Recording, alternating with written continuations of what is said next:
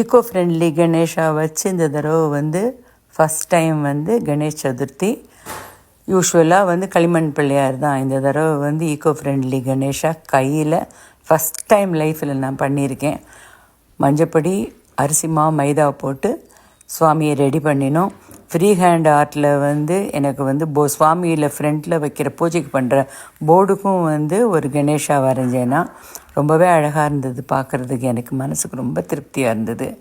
எல்லா பூக்களும் எப்பவும் போல் எடுத்துன்னு வந்து கோவிலுக்கு தனியாக பூ மாலை, சின்ன ரோஜா மாலை, சின்னதாக வந்து ரோசா ஷரண் மாலை, வீட்டில் வந்து ஜாதி பூலையும் பலூன் ஃப்ளவர்லேயும் வந்து கணேஷாவுக்கு மாலை.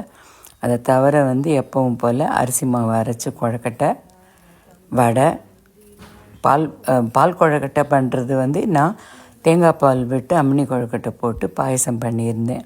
அதை தவிர எல்லா விதமான பழங்களும். அம்மா எப்போவுமே வந்து பிள்ளையாருக்கு வீட்டிலேருந்து எந்த இலைகள் இருந்தாலும் எடுத்து பண்ணணும்பா. மாவிலை, அருகம்புல், பேரிலை. சூப்பராக நடந்தது பிள்ளையார் பூஜை.